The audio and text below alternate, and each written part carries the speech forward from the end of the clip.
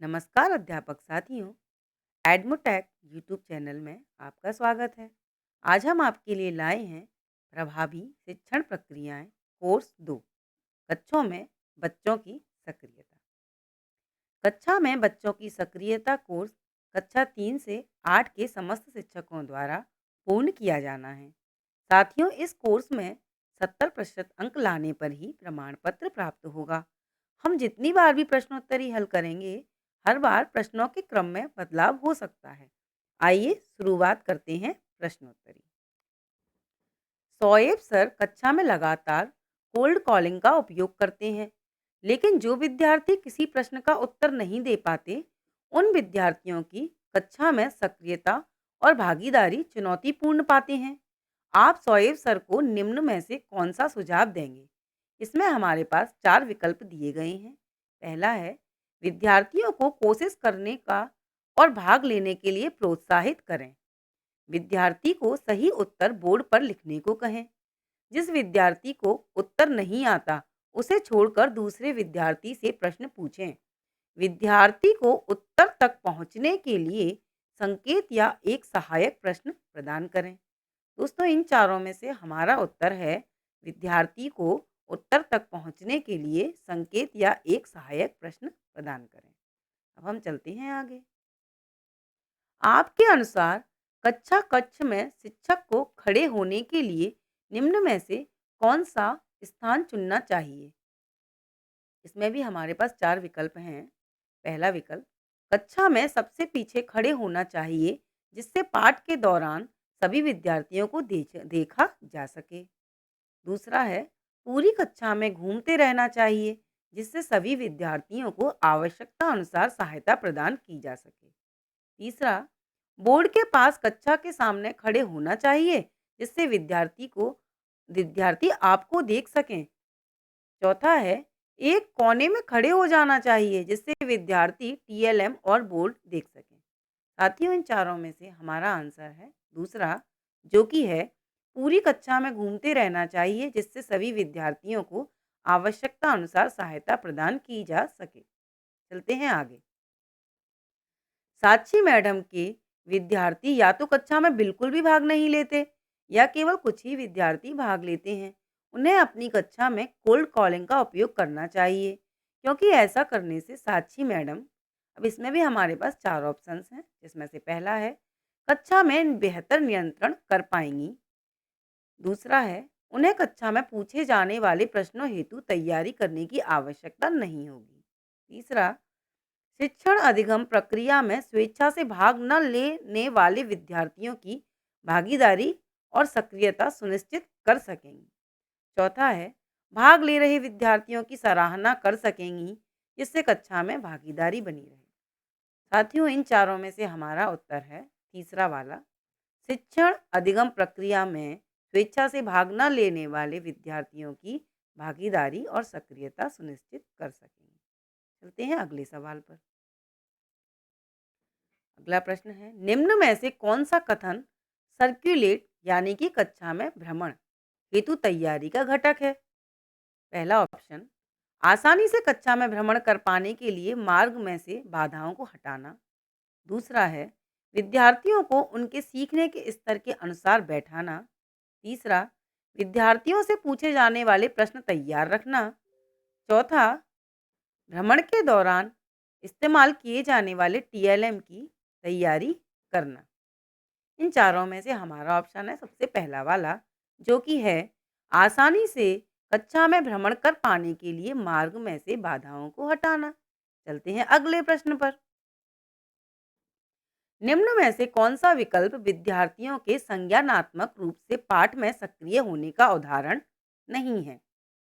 इसमें हमारे पास 4 विकल्प हैं। पहला है, शिक्षक के साथ साथ या शिक्षक के बाद उनके वाक्यों को दोहराना।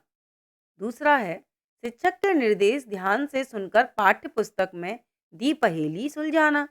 तीसरा है, अपने साथियों के साथ शिक्षक द्वारा पूछे गए प्रश्न का हल उत्तर खोजना।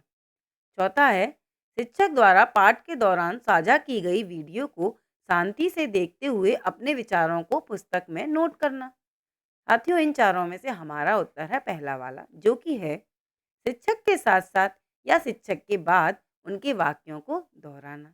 आइए चलते हैं अगले प्रश्न पर। अखिला मैडम ने अपनी कक्षा में थिंक पेपर शेयर तकनीक का पहली बार उपयोग किया। उन्होंने पाया कि विद्यार्थी इस प्रक्रिया में उलझ रहे थे और उन्हें आपस में विचार साझा करने में भी कठिनाई आ रही थी। ऐसी परिस्थिति में अखिला मैडम को क्या करना चाहिए? इसमें हमारे पास 4 विकल्प हैं।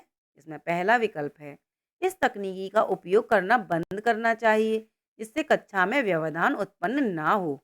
दूसरा विकल्प, प्रक्रिया को रोककर निर्देशों को दोहराना चाहिए, जिससे विद्यार्थियों को जोड़ियों में विचार साझा करना समझ आए। तीसरा, कुछ नहीं, बस इस तकनीकी को दोहराते रहना चाहिए, क्योंकि समय से इनका क्रियान्वयन ठीक हो जाएगा। चौथा है, बच्चों की जोड़ियां बदलनी चाहिए, जिससे वह अपने मित्रों के साथ खुलकर विचार साझा कर सकेंगे। साथियों, इनमें हमारा सही उत्तर है दूसरा वाला, जो कि है प्रक्रिया को रोककर निर्देशों को दोहराना चाहिए, जिससे विद्यार्थियों को जोड़ियों में विचार साझा करना समझ आ जाएगा। चलते हैं अगले प्रश्न पर। थिंक पेयर शेयर के दौरान शिक्षक को निम्न में से क्या करना आवश्यक है? इसमें भी हमारे पास 4 विकल्प हैं। पहला विकल्प है, तकनीक का उपयोग के दौरान आसान प्रश्न पूछना, विद्यार्थियों की जोड़ी उनके दोस्तों के साथ बनाना, थिंक पेयर शेयर के दौरान घूमते हुए जोड़ियों की चर्चा सुनना, थिंक पेयर शेयर के दौरान जो जो विद्यार्थी चर्चा नहीं कर रहे, उनके नाम को नोट करना। इन चारों में से हमारा तीसरा वाला उत्तर है, जो कि है थिंक पेयर शेयर के दौरान घूमते हुए जोड़ियों की चर्चा सुनना। आइए साथियों चलते हैं अगले प्रश्न पर। निम्नलिखित में से कौन सा कथन हुक या एक रोचक शुरुआत तकनीक के प्राथमिक उद्देश्यों में से एक नहीं है? इसमें भी हमारे पास 4 ऑप्शंस हैं। पहला है, विद्यार्थियों को विषय वस्तु सीखने के लिए प्रेरित करना, पाठ के प्रति बच्चों की जिज्ञासा जागृत करना, विद्यार्थियों के पूर्व ज्ञान का उपयोग करना, विद्यार्थियों की समझ के स्तर का आकलन करना। इन चारों विकल्पों में से हमारा सही उत्तर है चौथा वाला, जो कि है विद्यार्थियों की समझ के स्तर का आकलन करना। चलिए साथियों आगे बढ़ते हैं। अपने विज्ञान के पाठ की शुरुआत में मुकेश सर ने हुक के रूप में 5 मिनट के एक रुचिकर खेल का उपयोग करने की योजना बनाई, लेकिन 30 मिनट के बाद मैं उनकी अपेक्षा से ज़्यादा यह खेल 15 मिनट तक चला। निम्न में से सबसे उचित बदलाव चुनें जो मुकेश सर अगली बार अपने पाठ में कर सकते हैं। हमारे पास 4 विकल्प हैं। पहला है, पाठ में खेल के बजाय वीडियो या किसी अन्य गतिविधि का उपयोग करें। दूसरा, समय का बंधन न रखते हुए विद्यार्थियों को अच्छे से खेलने दें ताकि वे ऊर्जावान रहें। तीसरा, खेल की अवधि को 5 मिनट से कम रखें। चौथा, चाहे खेल का नतीजा ना निकले, लेकिन 5 मिनट बाद खेल को समाप्त कर दें। साथियों, इन चारों में से हमारा उत्तर है तीसरा वाला, जो कि है खेल की अवधि को 5 मिनट से कम रखें। बढ़ते हैं आगे। कक्षा में विद्यार्थियों की सक्रियता आवश्यक है, क्योंकि सबसे उचित विकल्प चुनें। इनमें भी हमें 4 विकल्प दिए हैं। पहला विकल्प है, इससे विद्यार्थी कक्षा में खुश रहते हैं। दूसरा, कक्षा में विद्यार्थियों की भागीदारी बनी रहती है। तीसरा, वे परीक्षा में अच्छे नंबर ला पाते हैं। चौथा, इससे उनकी सीख सुनिश्चित होती है। साथियों, इनमें हमारा सही उत्तर है, इससे उनकी सीख सुनिश्चित होती है। बढ़ते हैं आगे। दोस्तों देखिए, हमने टोटल अटेम्प्ट 10 किए हैं, उनके आंसर भी 10 दिए हैं। हमने स्किप एक भी नहीं किया। अब हम इसे सबमिट करते हैं। सबमिट करने पर हमारा स्कोर 10 आउट ऑफ 10 आया। अगर आपको मेरा ये वीडियो पसंद आए तो आप मेरे चैनल को लाइक करें, सब्सक्राइब करें, ताकि मैं आपके लिए इसी तरीके के अच्छे-अच्छे वीडियोस बनाती रहूं। धन्यवाद साथियों।